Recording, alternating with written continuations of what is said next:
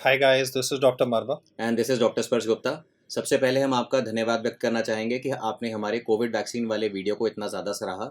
आज हम आपके सामने लेके आए हैं कोविड वैक्सीन वीडियो के अपडेट्स, जिसमें हम आपके सामने बात करेंगे कि इस समय के अंदर हमें वैक्सीन के संबंध में क्या क्या जानकारी मिली।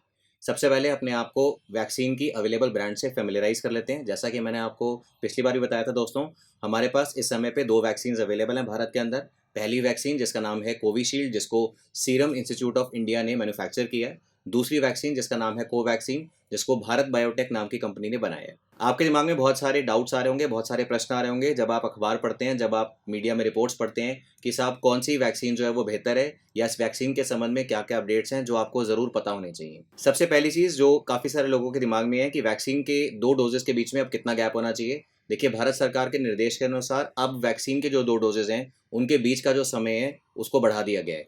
जब हम बात करते हैं कोवैक्सीन की, तो अब 2 डोजेस के बीच में जो समय है, जो इंटरवल है, वो है 4 से 6 हफ्ते, जबकि कोविशील्ड के लिए जो गैप है उसको 6 से 8 हफ्ते के लिए रखा गया है। मैं इसको सिंप्लीफाई करना चाहता हूँ इस तरीके से कि देखिए, अगर आप कभी भी एयरलाइंस की टिकट बुक करते हैं या रेलवे टिकट बुक करते हैं, तो वहाँ पे वेबसाइट पे कैलेंडर खुल के आ जाता है जिसमें मेंशन होता है कि कौन कौन सी डेट्स अवेलेबल हैं जिस पे आप अपने फ्लाइट टिकट या रेलवे टिकट को बुक कर सकते हैं।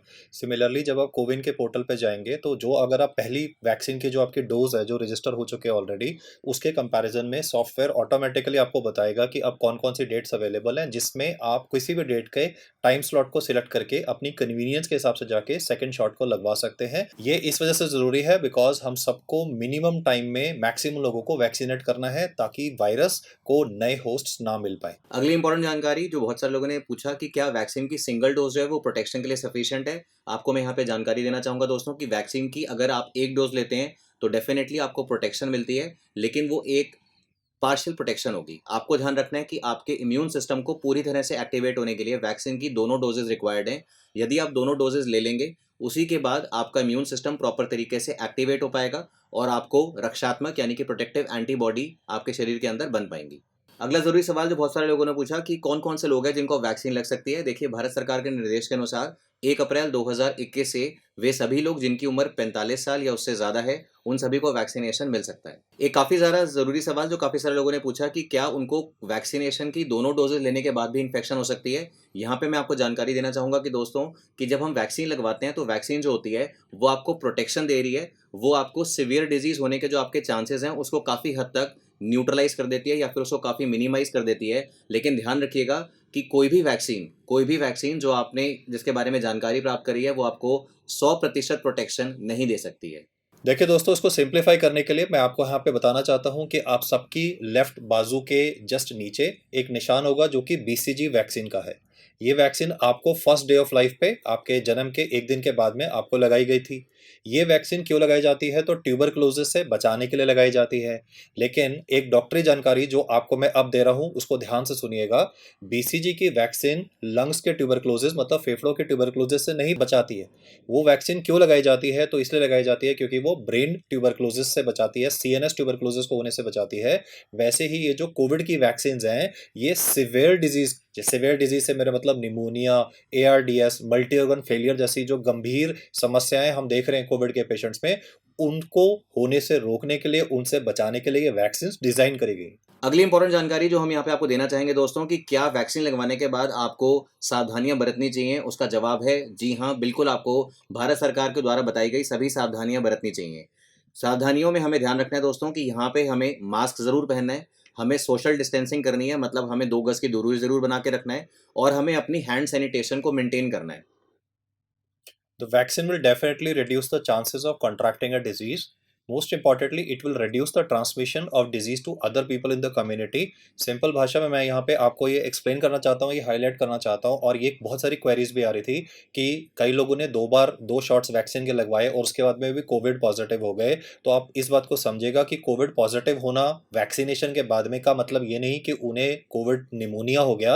वो सिर्फ इतना है कि वैक्सीन से आपको सिर्फ सिवियर डिजीज से होने वाले कॉम्प्लिकेशन से बचाव हो रहा है, लेकिन एट द सेम टाइम अगर किसी पर्सन को कोविड से एक्सपोजर हो जाता है तो वो पॉजिटिव तो हो ही जाएगा ना, पर वो क्या करेगा, वो पॉजिटिव होकर डिजीज को स्प्रेड करेगा बाकी लोगों में, अपने फैमिली मेंबर्स में। और हमारा ऑब्जेक्टिव यही है कि हम अगर सिवियर डिजीज को रोक पाएंगे, अगर हम इम्यूनिटी को दे पाएंगे और कम से कम टाइम में मैक्सिमम लोग अगर वैक्सीनेशन लगवा लेते हैं तो vaccine will run out of host. वो इन्फेक्ट किसको करेगा, मिनिमल लोगों को इन्फेक्ट कर पाएगा, जिसकी वजह से जो चेन ऑफ ट्रांसमिशन है वो कंपैरेटिवली रिड्यूस हो जाएगा और हम फियरलेसली होकर बाहर जा सकते हैं। क्योंकि आज की डेट पे जब हम लोग बाहर जाते हैं तो हम किसी से भी जब बात करते हैं तो पहली चीज जो हमारे माइंड में आती है कि क्या इस आदमी से बात करते हुए मुझे कोविड का इन्फेक्शन तो नहीं हो जाएगा। ये जो फियर फैक्टर है, ये अगर हम चाहते हैं कि अगले 5 साल तक हमारे माइंड में नहीं रहे तो हमें यही 2021 में एक्शन लेके इस वायरस के डिजीज के स्प्रेड को अभी ही रोकना होगा, वरना ये एक नॉन हीलिंग अल्सर जैसे होता है वैसे ये एक प्रॉब्लम हम लोगों के लिए बनने वाली है।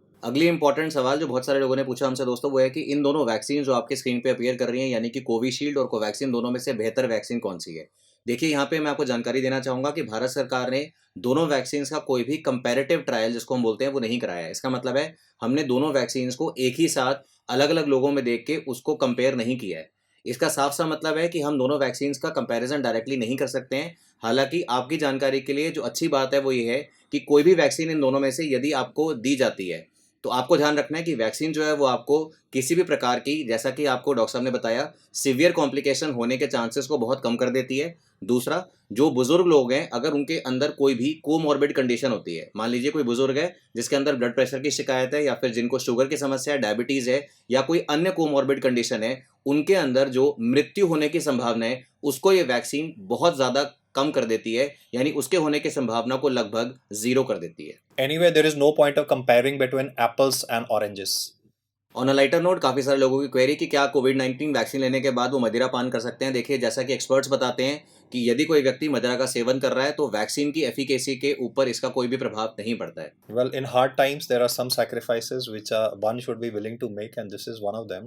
The alcohol part will obviously not contribute with the immunogenicity of the vaccine, but at the same point of time, I mean, making a little bit of sacrifice for the well-being of your family, for well-being of the country, will not harm anybody.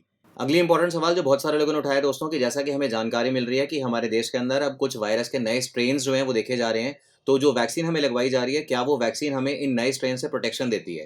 देखिए, जैसा कि experts हमें जानकारी देते हैं कि जो vaccine हमारे पास अवेलेबल है, कोविशील्ड और कोवैक्सीन, वो काफ़ी हद तक हमें नए स्ट्रेन से भी प्रोटेक्शन देती हैं। तो इसलिए आप आश्वस्त होकर इन वैक्सीन को लगवा सकते हैं। देखिए, आपके बहुत सारे एनआरआई रिलेटिव्स होंगे जो अमेरिका में, यूके में बेस्ड हैं, वो आपको बताएंगे कि वहाँ पे इन्फ्लुएंजा की नेजल वैक्सीन लगाई जाती है और वो इन्फ्लुएंजा वैक्सीन हर साल लगाई जाती है। People pay $100 every year to get a nasal vaccine. तो अगर इन्फ्लुएंजा ए जैसी बीमारी के लिए, जो कि सिर्फ खांसी जुकाम करता है, उससे बचने के लिए अमेरिका में लोग $100 की एक शॉट लेने के लिए रेडी हैं ऑन अ ईयरली बेसिस। तो I think we from a perspective of a developing country can at least put in our best efforts to get vaccinated in the shortest possible time frame. That is the main message कि अगर हम ऐसा करेंगे तभी हम इस disease process को रोक पाएंगे, अदरवाइज ये एक कंटिन्यूस लॉन्ग पेरिनियल प्रॉब्लम हम लोगों के लिए बन सकती है। वैसे भी दोस्तों, अपने लाइफ के अंदर सकारात्मक यानी कि पॉजिटिव एटीट्यूड रखिए। भारत सरकार, इससे फ़र्क नहीं पड़ता है कि सरकार में कौन बैठा है, लेकिन जो भी लोग बैठे हैं वो पूरी कोशिश कर रहे हैं। सभी लोग, चाहे वो हमारे जैसे फ्रंटलाइन वर्कर्स हों, चाहे वो पैरामेडिकल स्टाफ हो, चाहे वो लॉजिस्टिक्स वाले लोग हों, उन सभी की एक ही कोशिश है कि ज़्यादा से ज़्यादातर लोगों को वैक्सीन मिल पाए कम से कम समय के अंदर, ताकि हम सब फिर से एक नियरली नॉर्मल सिचुएशन को क्रिएट कर पाएँ। काफ़ी सारे लोगों ने एक सिंपल चीज़ पूछी, जैसे कि हमारे अंदर एक हिडन चाइल्ड होता है, जैसे हम बोलते हैं दोस्तों, कि क्या हमें वैक्सीन लगवाने के बाद कोई सर्टिफिकेट मिलेगा? जी हाँ, काफ़ी लोगों ने जब पहली बार वैक्सीन का शॉट लिया था तो उनको एक provisional certificate of vaccine provide किया गया था। लेकिन ध्यान रखिएगा कि आपको एक्चुअल सर्टिफिकेट ऑफ वैक्सीनेशन जो है वो आपको दूसरी डोज लगवाने के बाद ही मिलेगा।